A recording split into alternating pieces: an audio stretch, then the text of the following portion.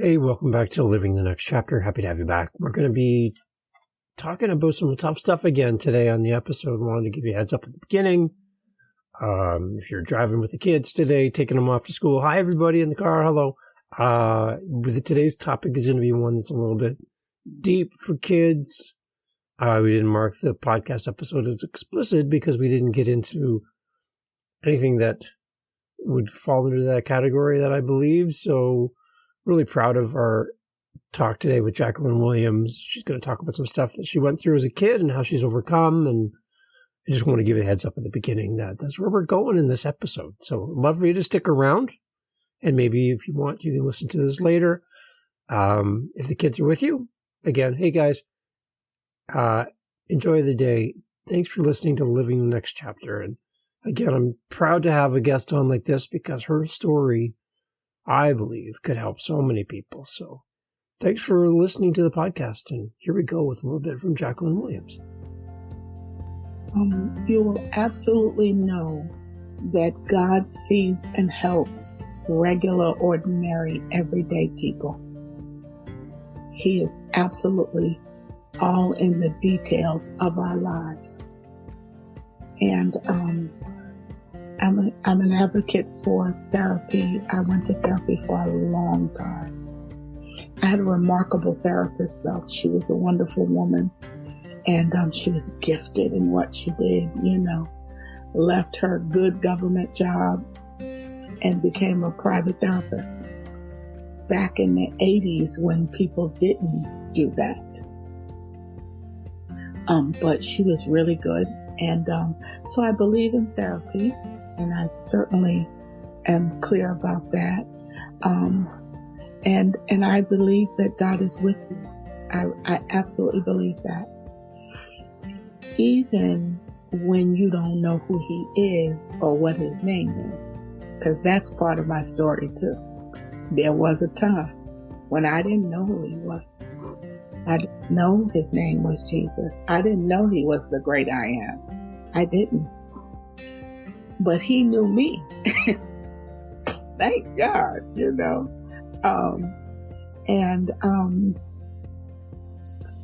I think there is hope.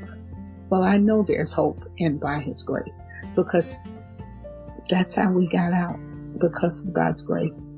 And something as simple as marking days off a calendar, for me as a kid, that's what I did.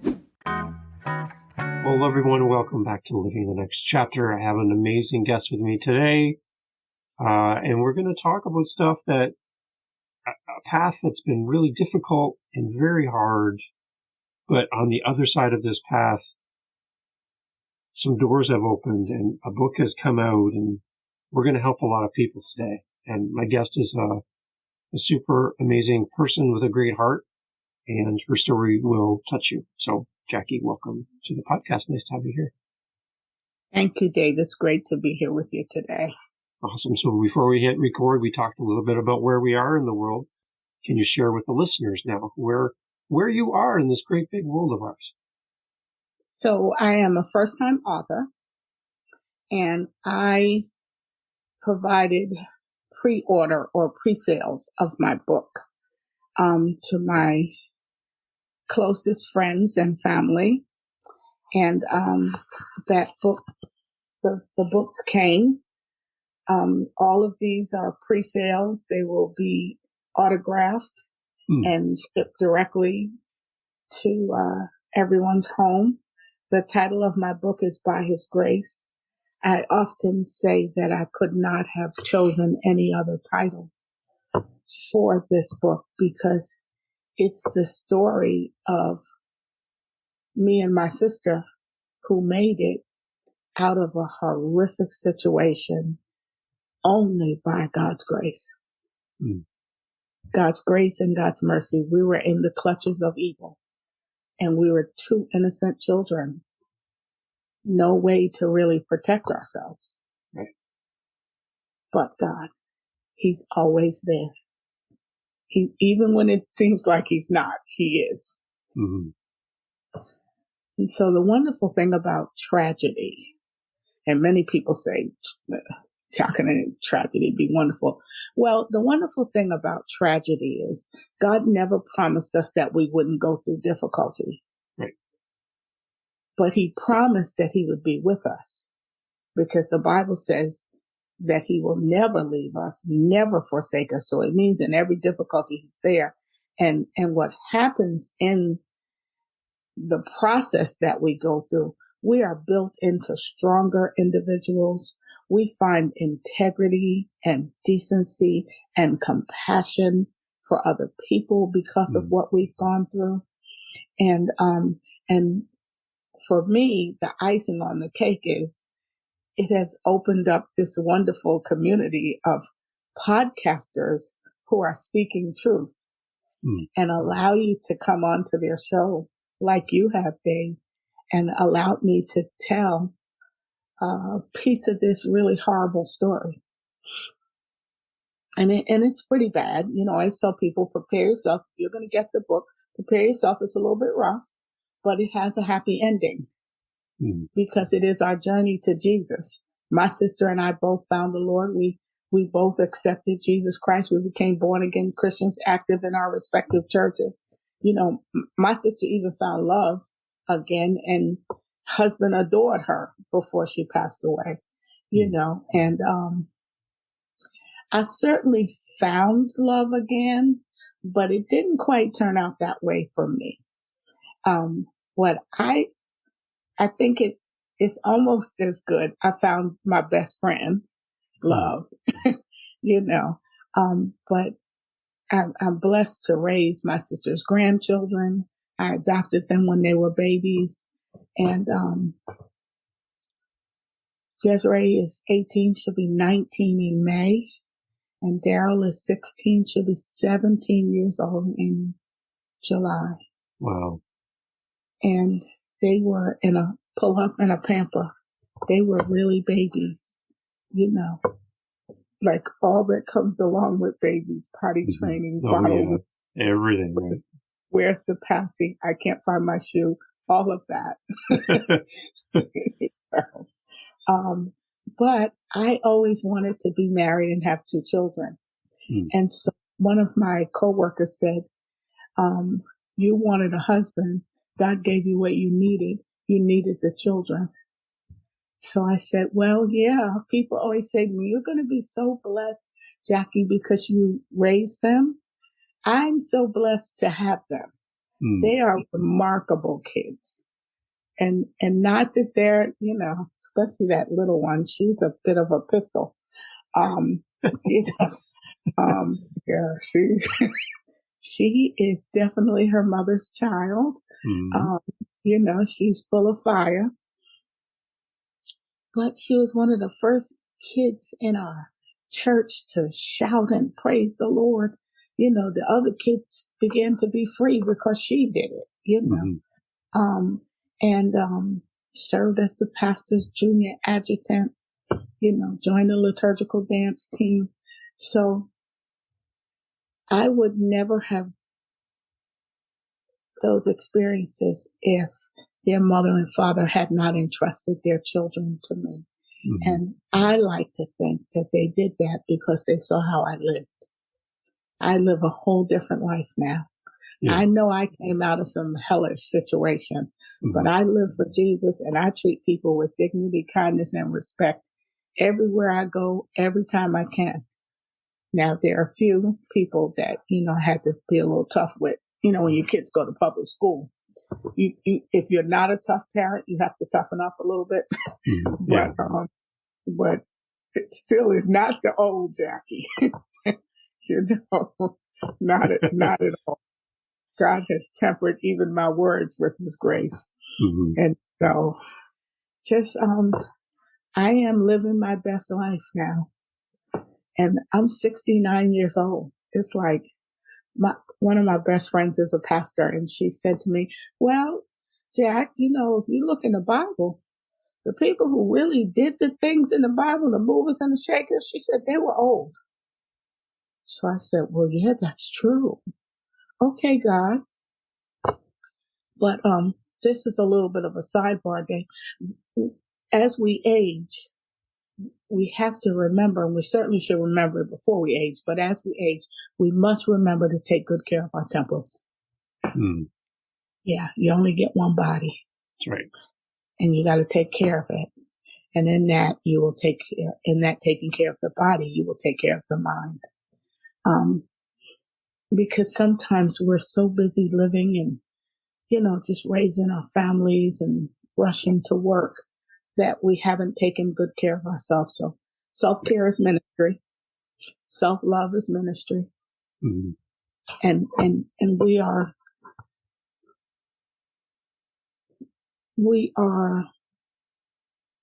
really so much more than we think we are. We tend to think we're not enough. We are so remarkable and amazing, we humans, made in his image. And we tend to forget that part, made in his image. And so here I am. I am with this book. It's like, wow. And okay, so take me back to the point where you decided to write the book. What was that point? Did somebody come into your life and say, Jackie, you need to write this book, or did it just come to you on your own? Can you take us back to that day? Certainly the Lord told me to write the book. Okay. But I think I was trying to act like I didn't hear him. Okay. Because it's that bad. Mm-hmm. This is a book about childhood sexual assault. And I always tell people, make no mistake, any sexual contact with a child is an assault. Mm-hmm. And that assault will impact you for the rest of your life. Yeah. But how you carry it can be different. And so I was trying to pretend that I didn't hear God because I wasn't trying to go back there. And I start a new job, and one of my new coworkers invites me to a prayer meeting. And I go to the prayer meeting, and a young prophet turns to me and says, he doesn't know me and I don't know him. He says, and Jackie, God wants you to write the book. Just like that. Just like that. Just like that. And I go into the ugly face cry and lose it completely in the prayer meeting where I was, I was the director of education. But there was no, I just was like, and so I asked a friend, how do I even start? She said, start to talking to a recorder. And so that's how I started. And then I started to transcribe some of what I said. And it was so painful that it took years. Mm-hmm. It brought back horrible nightmares. And I remember I didn't have the children yet. And so I would lay prostrate in the floor, just crying before God, because I still had some pain from what had happened to me. As a child, I was repeatedly molested. And I thought that I had gotten through all of that because I went to therapy. I spent 8 years on the couch, But there is sometimes a place in our spirits, in your very soul, that only God can heal. And I needed to tell the story so that God could exorcise that out of me. It was never my pain to carry. And I know that now. And so the book started to take shape. And when I could write without literally runny nose and ugly face cry and telling myself, do not go in the corner. You're an adult. You do not have to go in the corner. Mm-hmm. You don't, adult, this is your house. Mm-hmm. I had to talk myself through a lot of things. it started to take shape. And I started to understand that somebody is still carrying that pain. Right. Somebody's still having nightmares as an adult from the horror, of domestic violence and sex abuse and sexual abuse.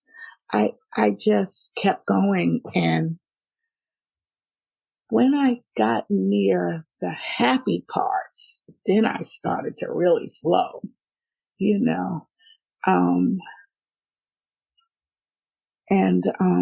I started to shop for a publisher, and my publisher is Fivefold Publishing. Mm-hmm. If you're going to self-publish a book, there is no better publishers on the planet. There is. Because they teach you every part of self-publishing. Mm-hmm. So that when you get ready to write the next book, nothing is a surprise to you. Right. You learn every single part of the publishing business, not just how to publish your book, the Mm-hmm. business. And many people won't teach that. We live in such a crabs in a barrel culture. People are afraid to teach you what they know, Right. And I think that there are some people going, well, why would you, Jackie, come on, listen, why would you tell that horrible story? I can't not tell the horrible story. I can't. People need to know the truth of what happened to me. I bet you I wasn't the only kid in Amityville that was going through that. Mm-hmm. Amityville back then was a very idyllic, upscale community.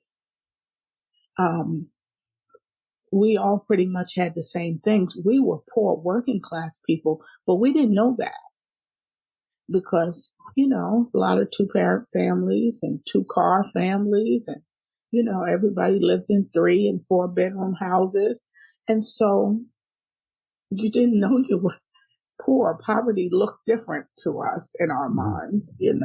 And certainly weren't in poverty, but we weren't rolling in dough like many of us kids thought. And the wonderful thing about Amityville is some of the kids that I started kindergarten with, I went all the way through high school with. And those were my friends who knocked down the first 20 sales of my book, just like that. I was watching it. I was like, wow, I was just crying. I was so emotional. It was like, oh my God. One of my friends, I haven't seen her since high school graduation. Well, a couple of my friends now that I mention it. And they just supported me, they absolutely supported me. And, a couple of them are pastors of large churches, and just absolutely supported me. And so I think, Dave, encased in a pretty raw story is, I pray are some words of encouragement and hope. I tell people all the time, if you need proof that God is real and that God does remarkable, extraordinary things through regular, ordinary people, use my life. Use my life as your proof. Okay. Because I'm a living, breathing miracle. I didn't come out of that completely clean. I was addicted to drugs for 16 years. I was a junkie in a designer suit, retching and shaking, at night because I needed the drug and I was trying to stop, I had it kind of rough, but I'm here today, 30 years clean and sober. I don't even think about drugs, not a part of my life at all. God delivered me and I know it. I don't care who believes it. I know it. I know, and many people say to me, oh my gosh, you don't look like you ever used drugs. And I go, I know I'm fat, right? And so, and they like laugh so hard and go, oh my God, Jackie, what did you just say that? I go, yeah, like I'm fat and I'm happy. And so, I don't look like it because most drug addicts aren't fat. They don't look like they ate that extra piece of chicken like me, and so it gives people a bit of a laugh, but again, it's His grace. When the Bible says my grace is sufficient for you. Right. That's the whole truth right there. Right. God means you got enough grace from Him for the rest of your life, your entire life. So every time you make a mistake and you are a little snippy with the lady at Home Depot, or right. you sat in the parent teacher association meeting and thought, if these people had a clue, all of that we do, we have God's grace. We have to learn to give ourselves some grace, because sometimes we're hard on ourselves. And so I hope when I do go out to speak, those are some of the things that I talk about. I have a simple 3-step plan. It's not hard to implement. And I believe in MBS coaching, mind, body, spirit. I believe that you've got to touch all three. I think there is some significance there in that there are 3 persons in the Godhead. But I always tell people, I'm not deep. Now, I got some deep friends. I got some friends in the Lord who are deep. They can break open the scripture. And one of my girlfriends, if she preach, you're going to shout. Even if you think you don't shout, you're going to shout. You shout. Yeah. But I'm not deep like that. God gave me a simple message, and it really is backed up and supported by my life, how I live now. I'm so happy I'm good. And I've been good for a long time. I've been good for a long time. This book is just one of the fruits of my labor. And I'm amazed by it. I'm just amazed. I'm like, wow, look at God. So Jackie, what about when you have a personal story like this? I have authors that are going to be listening that have a story that is so personal and impacts family, impacts them personally, and they're nervous about writing a book like this. I'm curious to get your thoughts on this, because you have 2 amazing girls in your home, and what this book could mean for them when you bring your book home, right? It's one thing to see it on the shelf at a store or on a website, when it's sitting on your table in your living room, and your family have access to your story.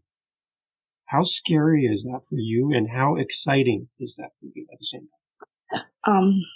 So it was a little unsettling, and I held the book deliberately until the girls were older. Okay. Because I originally wrote this book in 2006. Wow. In 2007, I get custody of the girls. And by 2008, I adopt them, and we're our own little family. And so my sister had passed away, my mother had passed away, my father had passed away. And one of my aunts, I didn't publish the book until my other aunt was gone, just because she was very active in the church community and people knew her in Amityville.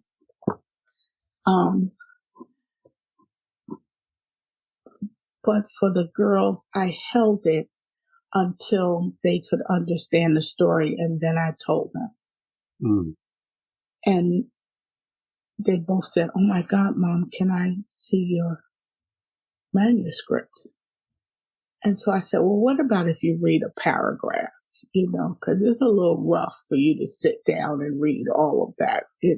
It's heavy for me, even after all these years. And so they did. And the first thing out of Daryl's mouth was, "Oh my God, Mom, you have to publish this book." Wow. Desiree said, "Mom, you have to tell people what happened to you and Grandma. You have to, because I know kids who are going through what you and Grandma went.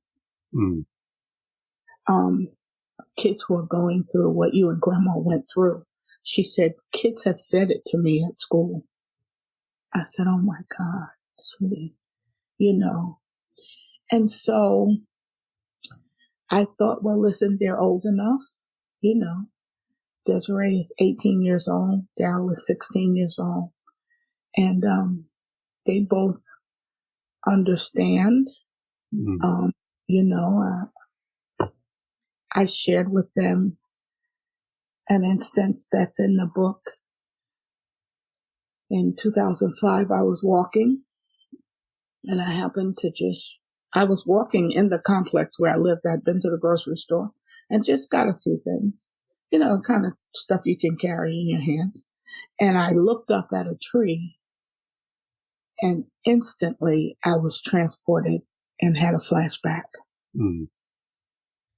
I knew I was having a flashback, and there were people outside, but I didn't know them. And so I didn't know if I could go to them. Like, well, they think I'm crazy. And so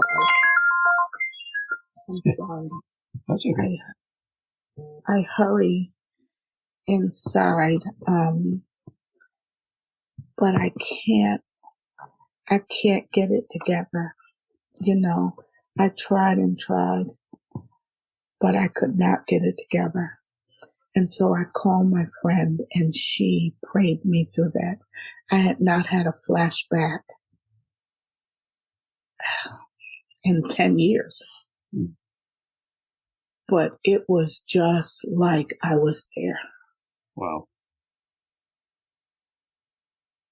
And then a year later, God says, "Write this book." I'm like, okay, well, God, you were there. You know what I went through. Okay. And I was a little kid. It was like, what could I do? You know,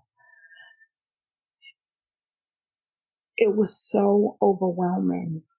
But I thought I would tell the kids what it was like to carry that all these years and I thought I was fine. You know, I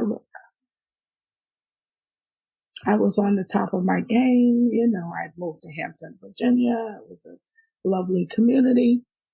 And out of nowhere, flashback. And just because I saw dusk between the leaves. And so many times when I was trapped by my mother's boyfriend, that's all I could do was look up at the dusk coming between the leaves. And so that memory just took me there. And so when they both composed themselves, they still said, "Mom, you have to do it. You have to do it." And so I did it. I was like, okay, they said so. The prophet said so. I already know God said so. Yeah. God said, and I used to negotiate and say, well, God said, write the book. He didn't say I had to publish it. Yeah, you didn't say that part. Yes. Yeah. Okay. So I just, I'm so grateful for their maturity and their support. And my youngest wants to write a book. She told me she wants to write a book. I said, you can. You have a remarkable story, you know. And so she's kind of given that some consideration. Yeah, you just need a good story. But to get back to your question, I'm sorry, I digress. I think for me, it was a little bit easier because everybody had passed away except my oldest aunt. And then she passed away very suddenly. And I had put that book away. I was like, I'm not dealing with this. Get out here. That's over, you know. Yeah. But it just kept coming back to me.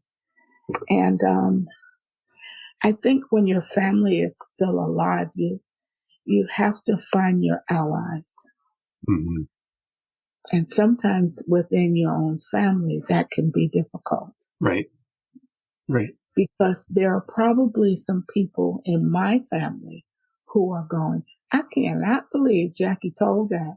Aunt Hazel must be rolling in her grave. Mm. Aunt Hazel was my mom to them. And so, but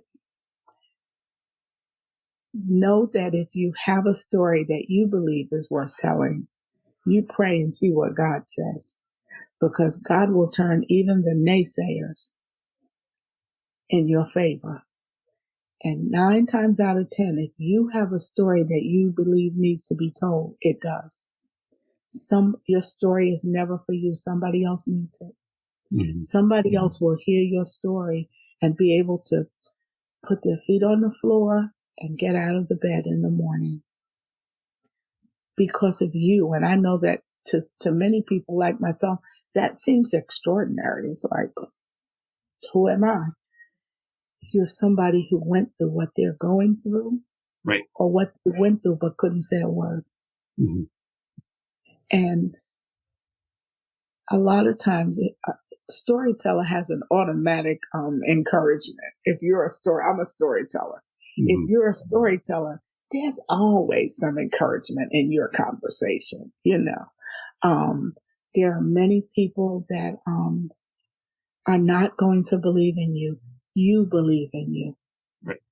But all you need is to find your allies. You only need 1 or 2. And if they're not in your family, find your best friends. I had 2 cousins who absolutely, one of them knew the story. She didn't know all of it, but she knew it, And she heard bits and pieces as a kid. And when I told her all of it, she said, that's what happened. First of all, our kids are walking around full of trauma because we're holding secrets. Mm-hmm. And you should never protect the pedophile. Never protect the pedophile. If you don't want to use the pedophile's name, then you don't have to, because somebody close to you will know who it is anyway, and will start to pay attention when that person walks into the room to all the children. Like for years when we had family reunions, even though he was dead, I slept with all the children in the bed with me. And everybody would say, oh my God, Jackie, you're sick of all them kids. And I would go, they're fine. I would be on the edge of the bed, like, oh, my arms and legs and feet on my face. But I know what, when we woke up in the morning, I knew they were safe. Yeah. And that was more than what someone did for me. And so I wanted to be that person. And all of those kids are grown up now. And now they go, Jackie, that's why you used to always let us sleep with you. And one of my cousins said, I remember when you stopped going to the club with everybody else. So I said, yeah. You used to stay home with grandma and what up? I'm like, yeah. Because I knew everybody was coming home drunk. And I don't know that there are any pedophiles in my family, but pedophiles don't announce themselves. Mm. Their behavior is very insidious. And a lot of times it's a family friend. Mm. It's someone that kids typically know the person who abuses them. They typically know them. Yeah. And so I think, you can find some allies, stand in your own truth, tell your story, start with a recorder like I did, and then transcribe. Or if you're a good typist, just start typing. My book is not even in chronological order. It's not. It's a memoir, so it's based on my memories. And you get there and send me an email, hit me on Facebook or Instagram. If you hit a rough spot, I'm happy to help. Yeah. I love that, Jackie. So before we go, if somebody's looking at buying the book and they're deciding whether or not to purchase it, and they don't know if this book's going to help them, what would you say to them from your perspective? And maybe they're going through something similar to what you've gone through in your life. How specifically will this book help the reader when they finish reading this book? You will absolutely know that God sees and helps regular, ordinary, everyday people. He is absolutely all in the details of our lives. And I'm an advocate for therapy. I went to therapy for a long time. I had a remarkable therapist, though. She was a wonderful woman, and she was gifted in what she did, left her good government job and became a private therapist back in the 80s when people didn't do that. Mm-hmm. But she was really good. And so I believe in therapy, and I certainly am clear about that. And I believe that God is with you. I absolutely believe that. Even when you don't know who he is or what his name is, because that's part of my story too. There was a time when I didn't know who he was. I didn't know his name was Jesus. I didn't know he was the great I am. I didn't. But he knew me. Thank God, And I think there is hope. Well, I know there's hope in by his grace, because that's how we got out, because of God's grace. And something as simple as marking days off a calendar, for me as a kid, that's what I did. I knew I wasn't going to live like that.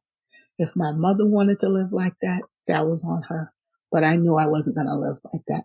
Nobody was going to beat me up and touch me inappropriately for the rest of my life. Mm-hmm. I was like, when I'm 18, I'm out of here. Yeah.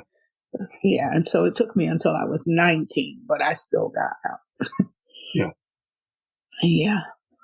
Jackie, this is amazing that you can share your story. We talked about this before we record, how people sometimes go through some amazing things in life, and at the time it does not make any sense as to why me, why is this happening to me? But when you get that tap on the shoulder, or the direct write the book, as you talked about, that direct message, you can take something that was meant for evil and turn it into something that's meant for hope. And then you now have this platform, this way of sharing your story to help other people. And I think the biggest thing that I take away from listening to you is, if you're listening to this and you're like, who am I to write a book, or who would care about my story? And I'm afraid to say my story or share my story because it might hurt people. Your story is your story. And there's someone that can only be helped by you, Jackie, stepping up and saying, okay, I will do this. I will obey. I'll write the story. I'll do what you're asking me to do. And you did that. And now there's people that are going to be helped directly because of who you are and what you've shared. So if you're an author and you're thinking, well, who am I to do this? Jackie's a great illustration, right? We're just regular people who have lived through something that is not regular. And we want to help other people to not, like we talked about this, not just survive trauma in our life, but to thrive on the other side and turn it into a way to help people.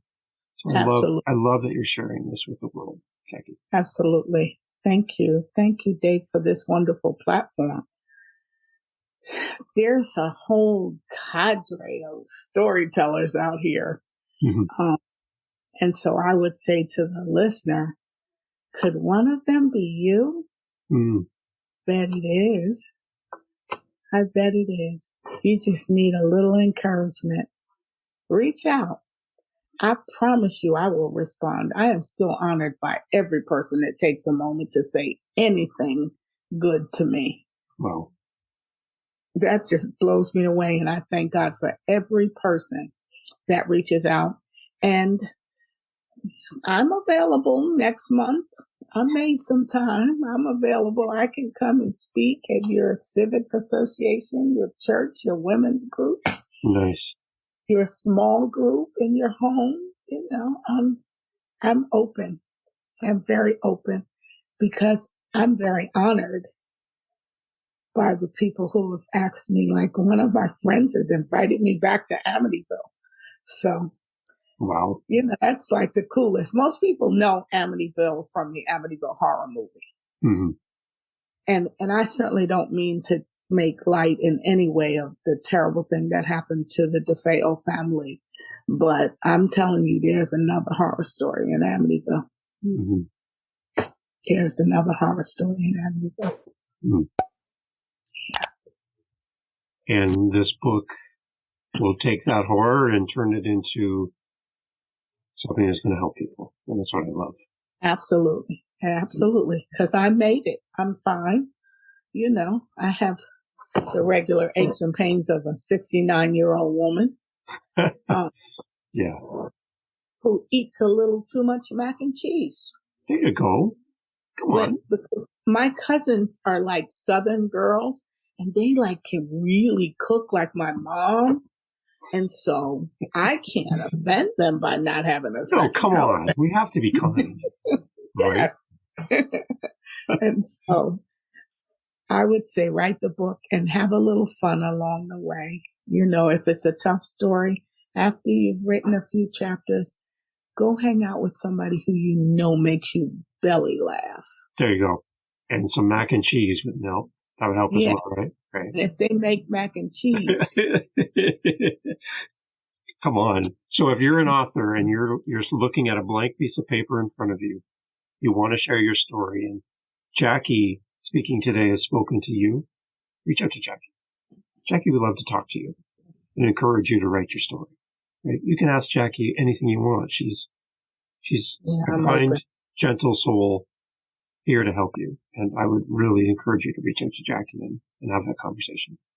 Jackie, thank you so much for being part of my podcast. I love having you here. Thank you, Dave. I love being here with you. It's such a pleasure to meet you. You're just a joy to the kingdom and to the podcasting world. That's an honor to hear from you, Jackie. I really appreciate it. Thank you for making time for all of us, myself and the people listening. I really appreciate it. Thank you all for listening. All right.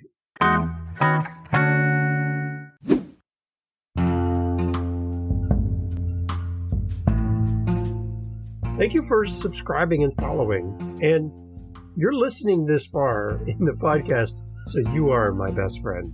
I'm sorry, but you are now my best friend. So welcome. Nice to meet you. Thank you for being here. LivingTheNextChapter.com has a link on the website to our Facebook group. Are you on Facebook? Probably. You can go there and you can actually interact with our guests. You can talk to them. You can hear more about their journey, about their books. You can speak to them directly. You don't need me. You can come right over to LivingTheNextChapter.com, click on our Facebook, link to our community. You can talk to other listeners of the podcast from around the world who are on Facebook. And, again, speak with our guests. Don't you want to speak to the guests you just heard from? Yeah, you can do that on Living the Next Chapter. Go over there. There's links to our Facebook group, and you're welcome to join. Thanks for listening.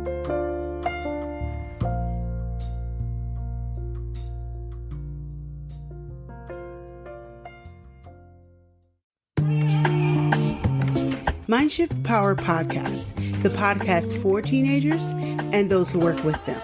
There's a huge problem in America today. There's a very large disconnect between teenagers and the adults who work with them.